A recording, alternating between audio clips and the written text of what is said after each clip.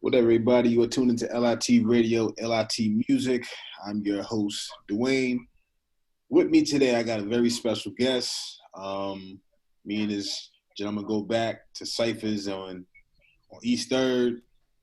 Yup. This guy is a very multi-talented artist, producer, um, Sometimes. event planner. um, a lot Polymath. of a lot of the artists that I would play on college radio came from him. He just my floodgates open. I had like ridiculous amounts of emails I had to go through just to promote local artists is what I do. So salute to that. But yes, we got Mike Larry Draw in the building. Say what up to the people. Salute to you, bro, for so always supporting local artists. Like, you know what I mean? The underground, you've since day one, you've been doing that, and like I appreciate you for that, you know what I mean? Plugging in other people and letting them know what you do best. And so much love to you know what I mean? No doubt, no doubt. So this project, Linden, Slauson, Watson. Let me just say that Linden Slauson is awesome. Yeah. Like I heard it 3 times today. Once on my lunch break, once I was cooking dinner, and another time with my wife. And I dig it. She loves it. She heard like I think all but 2 tracks in the beginning. Okay. And I've already shown her your work. She's. I mean, I show her like everybody I work with, but Right. you got the juice, man. You got the juice. I appreciate that. So tell us about how this project came together. Like, what was the inspiration? Like, what Okay. break it down? It actually started out. I was at a show with Robert Glasper. It was Robert Glasper, Terrace Martin, and Christian Scott. At this point, I wasn't on Christian Scott's album, and me and Rob knew each other for a while, like on and off the scene. So he invited me to the Blue Note to rock on Robtober, which is every October besides this one because of COVID.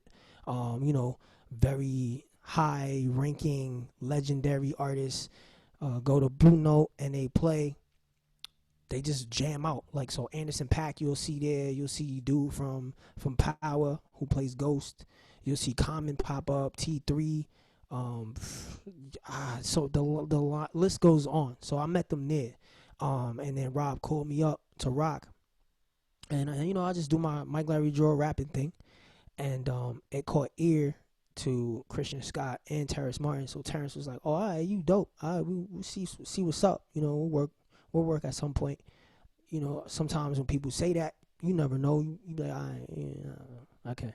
So, but it came to fruition. First person I worked with was Christian Scott.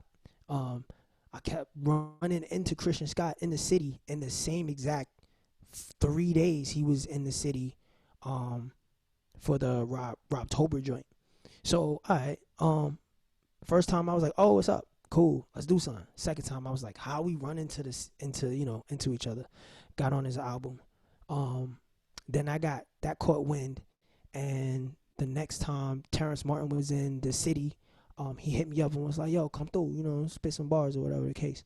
Um, Went, did some rapping, and then he told me about the Linden Slauson album, which was originally an instrumental album. And I was just like, "Yo, I really want to work with you. Let's do something." And he was like, "Yo, I just put an instrumental album out with Salon Remy. Why don't you hit that up, like lace that, and then we'll see what's up." I was like, "Bet. You don't tell me to rap and don't think I'm gonna rap."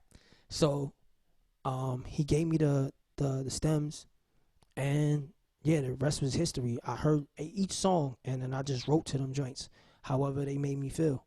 Um, and I wrote them in the order that it is, on the album.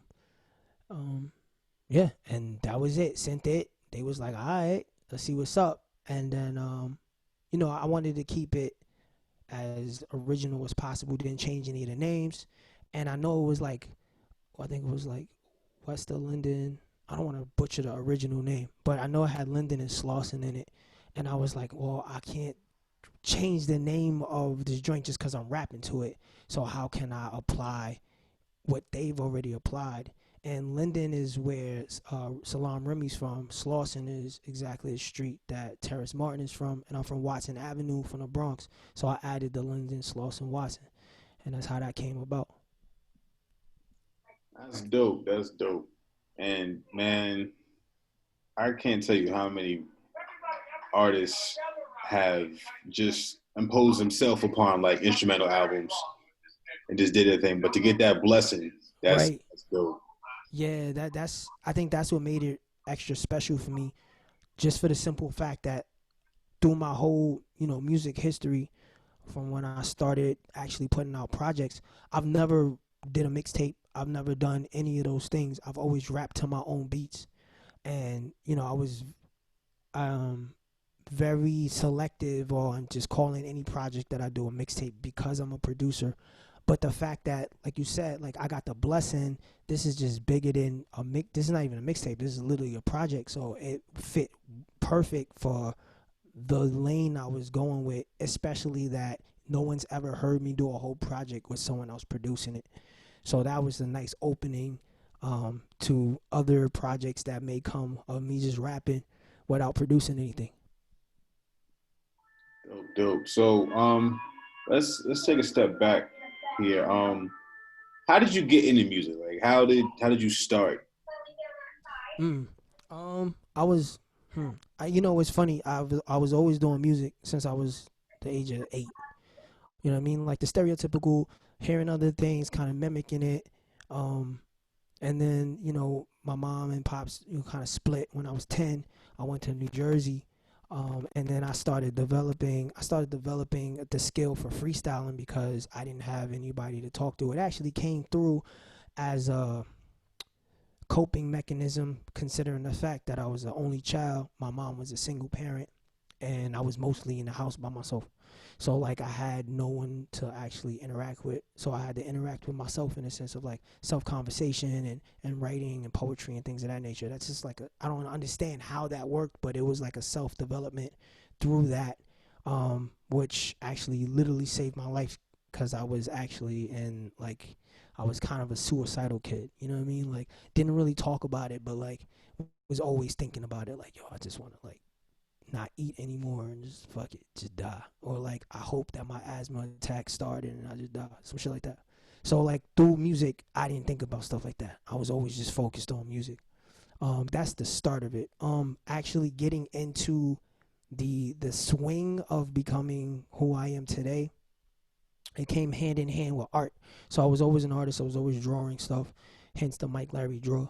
Um, coming back from New Jersey, living there for 4 years, coming back to the Bronx, I found out some of my friends rapped, and I didn't think anybody did that. I thought, you just hear rappers on the radio, but I didn't think none of my friends from people who I grew up with, that I was around, understood the language from such a distance, from living in Jersey for 4 years, then coming back, and then seeing people I grew up with doing it. So like that encouraged me more to like, I guess you can say, search deep inside for more inspiration. Also, like to experiment with just rapping in general. Um, it led from having a freestyle Friday at my house at the age of like 13, 14. Um, rapping with like Corey Guns because me and Corey Guns went to school together. To like actually going to high school being a sharp sword because like me and Corey used to go back and forth all the time. To like you know, taking it seriously in high school, where I was a part of this group called Street Connections, which had like a loose from the Bronx. He's from Castle Hill. Heat from Castle Hill, and various other artists, and we all just did our thing. From there, I started dealing with this group called the Relics, and we started this group called Mo Fire, which was a couple of artists from Harlem. Then from there, just jumping back and forth. I didn't really get started with the professional career until like I went to California. Actually, when I went to Pennsylvania, I joined the metal band where I would rap and scream. And then I moved to California. I'm doing the quick version of it. This is a long span, but Went to California, started rapping and doing screaming there. Perfected the the style of how I wanted to do like scream and rap metal. Then I came back to New York and put out my first project in 2010, 2009, 2010 called Hello, where basically released that. From there, I started going to open mics because I didn't know the space of New York City because all of my performing was in California or Pennsylvania or these other places. So I had to relearn the city.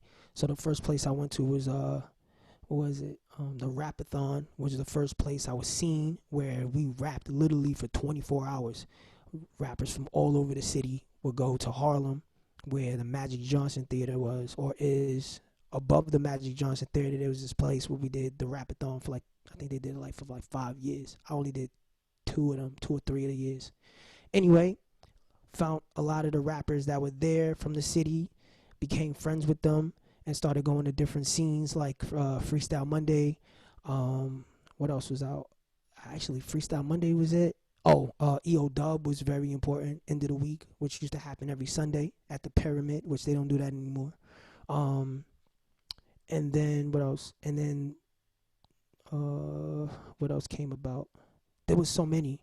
It was so many. But the main ones was Freestyle Monday, end of the week, and the lesson that happened every Thursday at one point. And then like I would just go to Nuyorican. How could I forget? So those were my starts. From there, I met people like Lex Sadler, who was a bassist. He played for various people. Then I met I knew the Giant, who does The Shed, which led me to like meeting Marcus Machado. I met people like Sean Play Nice, who did 86 Supreme, which is a band I used to rock with, who introduced me to Marcus Machado, who introduced me to like Anderson .Paak, who introduced me to I think who was the second person? Well, the first person I met was I'm talking out loud, but I'm thinking at the same time. I think the first person I met was Bilal. Bilal was the actual first person I met. Then it just spiraled into other people, which led to Robert Glasper though. And then from Robert Glasper was Terrace Martin and all that stuff. So I mean, it all started with open mics. You know what I mean? So like I would actually tell people, go to open mics, go to jazz open mics, go to as many type of open mics as you can where people are jamming, because that's where the heavy hitters, the legends, sharpen their skills. Yeah, that's how I started. Yeah, most definitely. I mean, I met you at the Nuyorican Right, online. right. Um, Freestyling yeah, freestyling, just and then regularly. yeah, like it was nothing. And then I remember that led me to you had another show at a vegan restaurant or something like that in Brooklyn, I think it was. Right. And I went there, and then I met somebody else that told me about the legendary ciphers in Union Square. This was all Right. like the week of my birthday. What I actually did on my birthday was whack, but that whole week was lit. Like, that was the best birthday in a while. So Wow. thank you. Dope. Thank you. Thank you for being there, bro.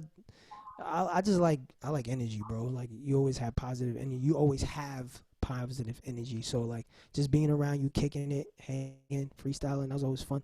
You know what I mean? Yeah, and the thing is that just how like my example, it's just like a snowball effect. Same thing with you. Like you meet somebody and then you meet somebody else and then it just kind of goes from there and it just you continue to just like level up like little by little. So that's you have a very interesting story. I can't say anything surprises me because you're a very versatile artist. And Appreciate that. yeah, you just it's funny. When I tell people about you, because that's what I do. I'm like, this isn't just like your regular local cat. Like Yeah. this guy got drones in his video. You know what I'm Yeah, saying? I had drones in my video. Yeah, you know what I'm saying? Like before everybody else had drones in their videos. Like Yeah. he has like Locally, yeah, like he local artists. raps like someone that has a deal already. Yeah. Like I, like he got a major label budget, but it's all off the muscle. yeah. And I definitely appreciate that level of dedication, showmanship, and just artistry. I appreciate you, man. To be honest with you, the only reason why someone would see one of my music videos and say that is because I worked about 9+ years in television.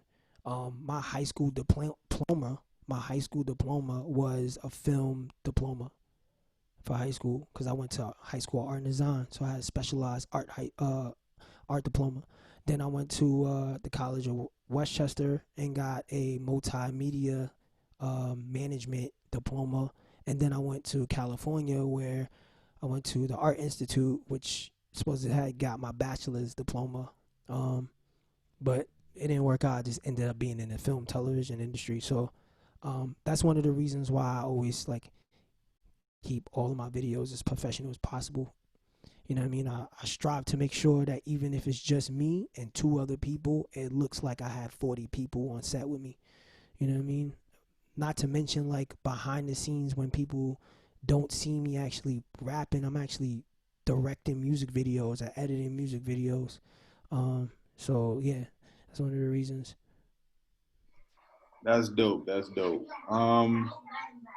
So as far as the inspiration, like we got the beats and everything like that, but as far as like what made you rap what you rapped, like as far as like the songs, like how did it come to you? Like how did the words come to you? Is it just like I don't know, like what's your process when you like make a song?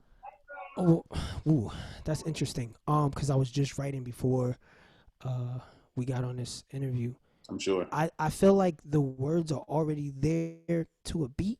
And I also feel like I do my best to attack a beat um with more metaphorical standpoint. Like I can speak straight, but I always want people to think about um what's being said.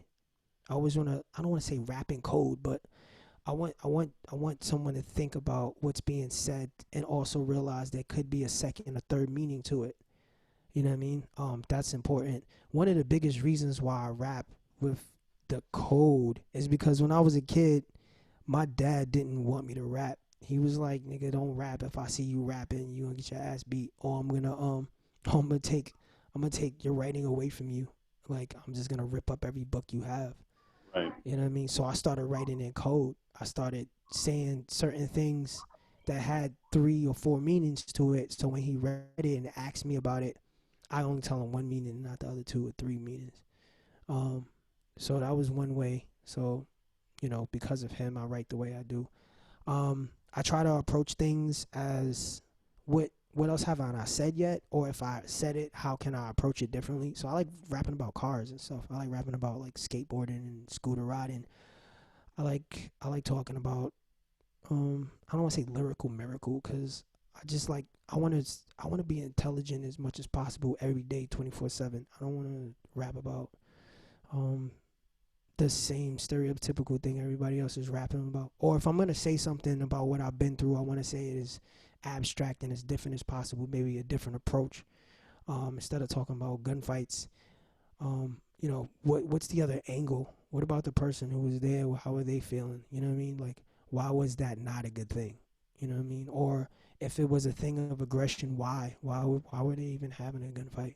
What was the psychological aspect of it? Why would someone even need a gun?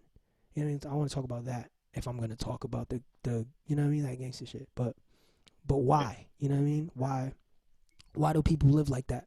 Is more is what I that intrigues me more because I'm from that. You know what I mean? Right. Um, why did I grow up in the projects? You know what I mean? Why were the hallways pissy? You know what I mean? Why did we hang out on the bench? You know what I mean? Why are people so emotional? You know what I mean? Word, word. Um, You know, that is a good question, and I've been adjacent to certain things. I haven't like been in it. I haven't lived in it. I've had family that I would visit and stuff like that, but I always had the option of going home. right, And that's a big difference between being a visitor and being a tenant. right, So there's certain things that I wouldn't be able to understand. And I would say even like now, that rap has what it's become, what hip hop has become, a lot of the people that are listening are visitors.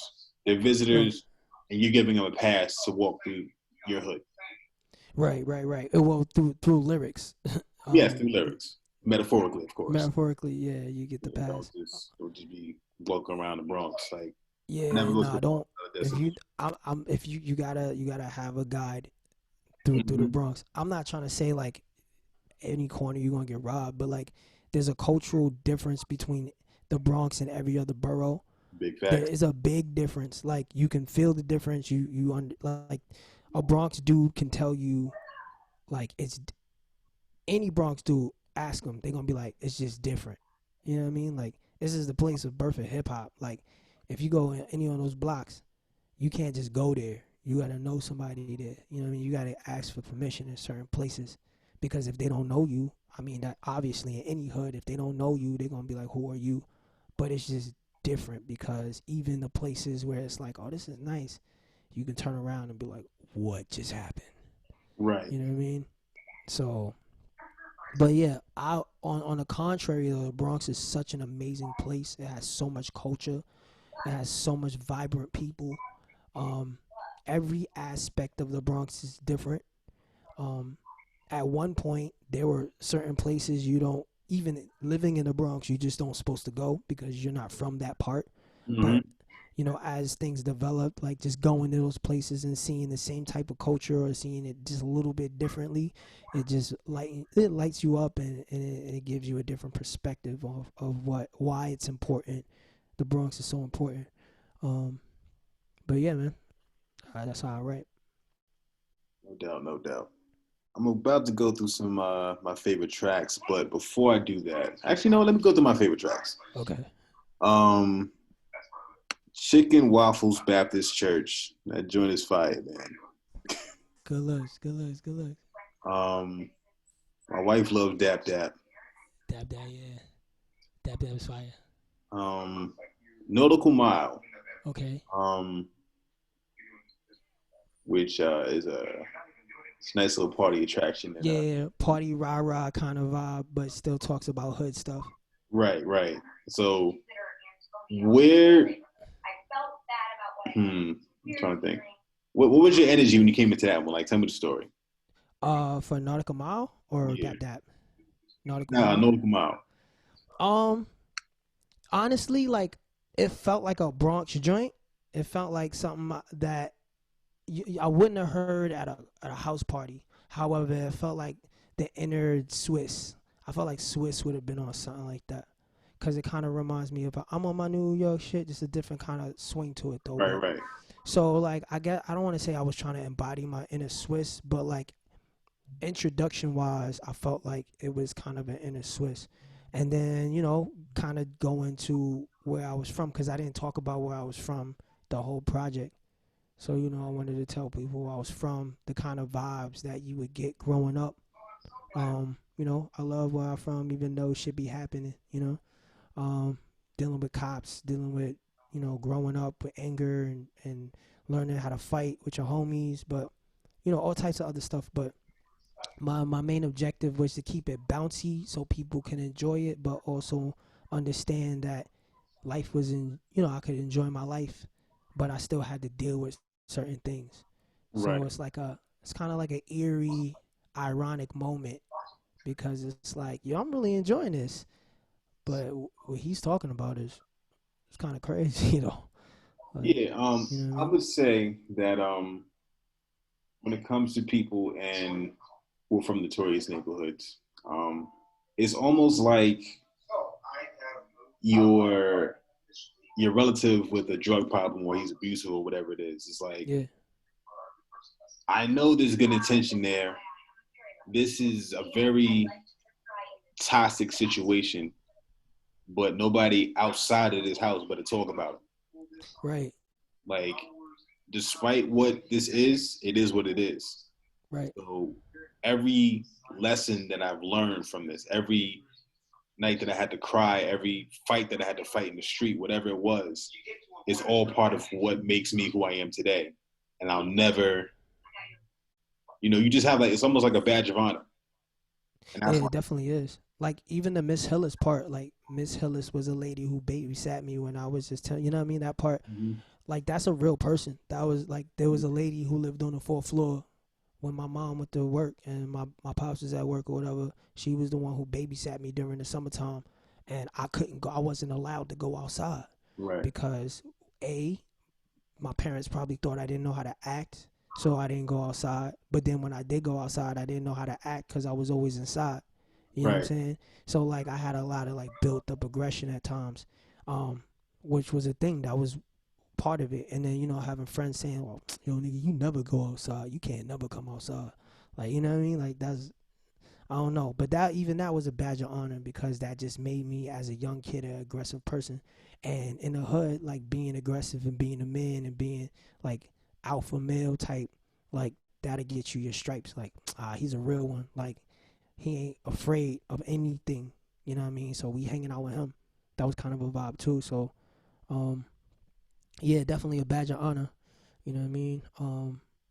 You know, mad other stuff, but cops was definitely one of them.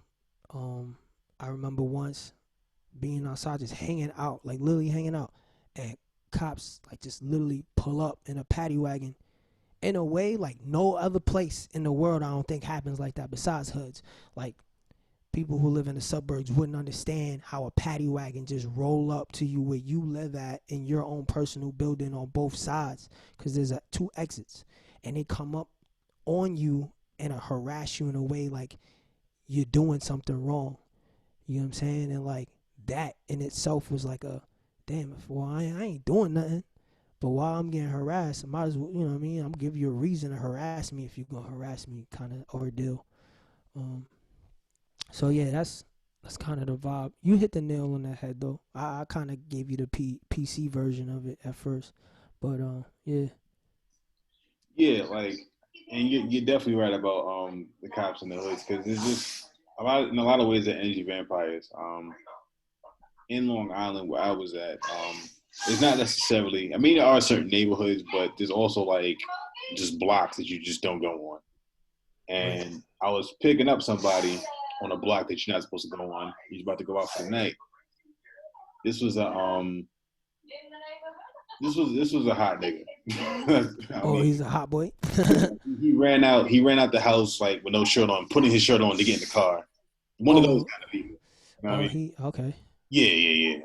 So like Terry Crews type of nigga. Oh, damn. All right. So then we get in the car and then I go to the corner. I stop. I make that right, and then like the cops come. I get pulled over. I'm like, whatever. But not only was it just that one cop car, it was like mad cop cars. And Oh typically, shit. well, not typically, but depending on where you get pulled over at, Mhm. you get pulled over, you got time to sit there and think. These niggas hopped out immediately and started opening doors. My door was locked because I picked up my boy on the block I'm not supposed to go on. Right, and your door's Everybody else locked was and he's getting tight. yanked out the car. Damn. And I'm just like, for what? It was this Yeah. whole thing. Did you have your windows down? Yeah, I had my window like cracked like a jar. Like Okay. I don't play reindeer games with people, especially if I didn't do anything wrong. Word. And the fact that you already came with that aggression.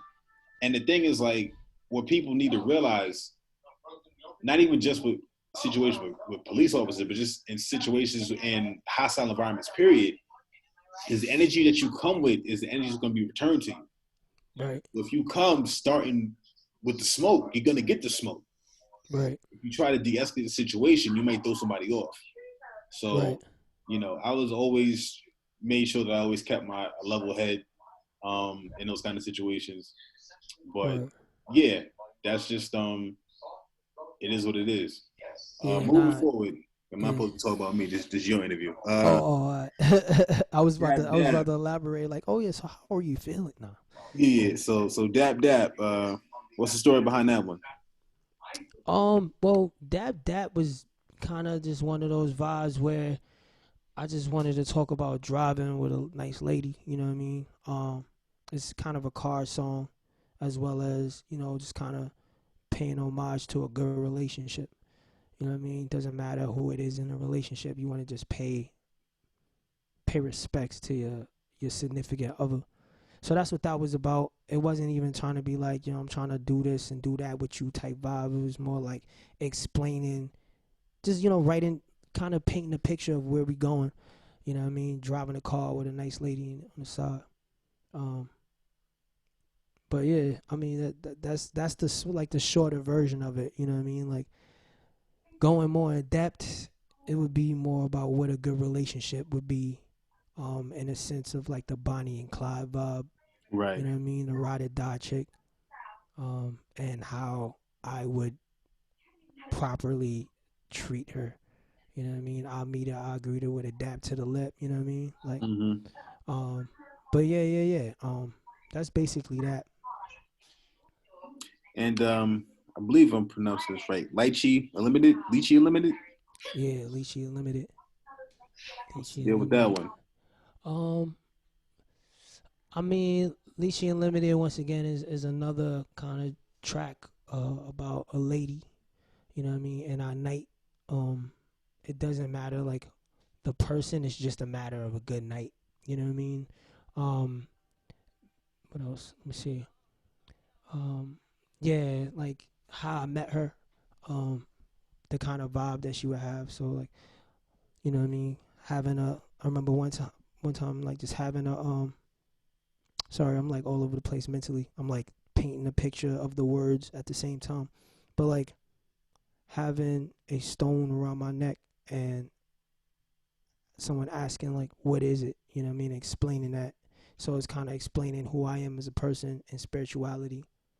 Also, you know what I mean, giving the opportunity to see a moment in a life where that one person you never even known to be somebody you would be with, and you end up being with them for the rest of your life. So you know what I mean, that kind of vibe. You know, I think that might be my wife's favorite song. She was like, he rapped like he married. I was like, oh, I don't know. Don't give me the line. But Nah, not yet, nah, not this yet. this is a really dope project. I mean, you never disappoint when it comes to bars, production, whatever. So, definitely salute to you in that. Appreciate As it. far as what's next, I mean, you gonna like do videos, or you gonna like get back in the lab and make more? Like, what you doing? Right now I'm in a lab. I'm working on. Oh man, I'm working on one, two, four albums right now. Right now, four. One produced by a homie of mine named Grand. Another one that I'm not allowed to talk about. It was supposed to come out in December. I mean October. But I have to broker a deal for that one right now. So we're gonna see what happens with that. Um, and I have a homegirl named Lee. I'm producing an album for her. It's a Christian rap album. So I'm working on that. And yeah, I think. Oh, and I got an instrumental album that's been done for the past, I don't even know how many months. I'm just waiting for the right moment to drop it. Before Linden, Slauson, Watson came out, I had dropped Aka 1, Aka 001, which came with the sneakers, the Rodashu sneakers that I created. But now it's actually out. You can just listen to it if you want on my Bandcamp.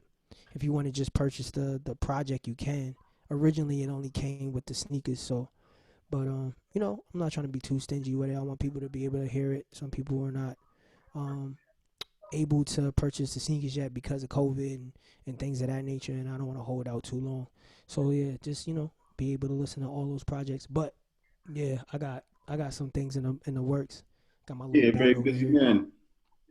Yeah, of course. When it comes to music videos, I'm working with a person right now. We're discussing ideas for some music videos that I've been holding in the cut. Some great ideas. So we're gonna see if we can make those come true. Um, I'm still directing, still doing video editing and things of that nature. Um, but as of now, it's just straight music. Giving people what they ask for. People have been asking me for a long time for a rap project. You know. Yeah, I believe I was one of them. But Yeah, yeah, man. It's interesting because like right now, Um, I do a lot of producing too, and I've been. So this is the thing. I usually tell people, but like I was homeless for like 3 years almost. You know what I mean? So like there was no place where I can just come pull up and just record my vocals. You know what I mean? The only thing I had was my computer and a couple of pieces of clothes and a luggage bag. So for that, only thing I could do was be silent. Go to rap events and rap, but like for projects, I only could produce and make beats and Hmm. stuff. So that's what I was doing. I was putting out, production, audio production shit, like instrumentals that other people can probably either just listen to or just rap to if they wanted to. But Right. um, batches like Dilla used to do. True. True. So, what would you say is? Do you have like an overall goal as far as like your music career? Do you have like a finish line, if you A will, or projection. Well, right now I really want to just be focusing on performing a lot more performances. Like, so I went to Japan maybe like 2 years ago. I want to go back to Japan. I want to go to London. I want to do all that stuff. I want to just perform right now. Um, I do have some great ideas, but I want to change the platform of how performing is. Um, that's one without telling too much because some people may try to beat me to the finish line. Uh, More movies. Hopefully, people can see me in front of the camera besides behind it. Um, I haven't done any acting recently in a long time, so I want to just kind of explore that a little bit more. Hopefully, that happens before the end of 2020 and 2021. Um, and yeah, just be a showsman, man. Just like really go hard at performances. Like I have these great ideas for performing. You know what I mean? It's just a matter of the space and the financial abilities to do it. So right? if I can get, once I get someone to sponsor or like, be able to kick out some flow, I'll be able to do exactly, what's in the head, pause, what's on my mind. Right. Um, but yeah, that's basically it. Right now, it's just basically more performing because there's a lot of people who've never, had an opportunity to see it. So True. True. All right. Last question. If you could be known for anything, be it rapping, producing, performing, like just one thing, what would it be? being a polymath, the man who did it all, but great, did it all great. Or the above answer? Yeah. Well, I mean, come, I like as you know, like I mark myself as a polymath. There's a reason why I do it, and for those who are just understanding what a polymath is, it's a multifaceted individual. So Hmm.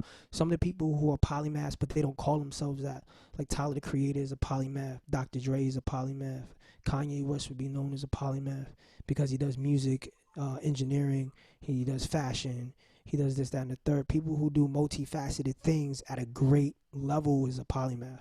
Right. Renaissance man could be a person who does a bunch of things, but like one is more stronger than the other, It's and then like a some of jack the of all trades, but master of none. master of none. But a polymath does it at high levels, like all high. Everything is one unison, because a polymath is a person who takes knowledge from one thing and applies it to another.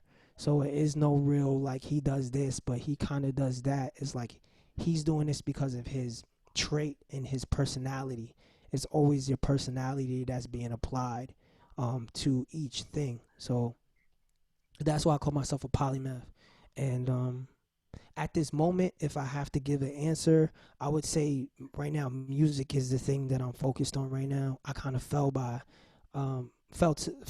a little bit on the filming side, just due to like I want to be challenged more, and I think music challenges me greater than what film can do, because film takes a group of people to do it, Right. and not all the time is creative. At times, depending on what position you play in film, you have to just do your job, and it doesn't. You just allow the person who created it to be creative at the time. So with music, I can always create more on top of each other. I can always swing something or put a nuance on something and then later add something else to it, to you know what I mean, like it's always a forever story, and an album to me is the complete story. So one song will only give you a half of an emotion or part of an emotion. So like that's why I'm really focusing on the music part and kind of fell back by the film. So yeah, film, music and visual art in the sense of like illustrations or something like that. True, true. So, if people wanted to find you, where can they find you at? MikeLarryDraw.me. You can listen to all the projects on Bandcamp. So it's MikeLarryDraw.bandcamp.com. And I would just say, if you really want to tap in, find me on Instagram, message me your information. I want to know what city you're in, what do you do for a living, and your phone number. And then we'll communicate that way. Um, just because like I'm in a space where I feel like all of these social media platforms are cool, but like I'm not gonna be able to see everything. You know what I mean? Or sometimes people won't be able to see what's going on. But if we have uh you know fan art or whatever you want to call it relationship, um, you'll be able to find out more directly. Um, so that's basically that. Hey, thanks again for your time. Yeah, Really, really anytime, dope man. project. Make sure you guys check it out. Yes, sir. All right, peace.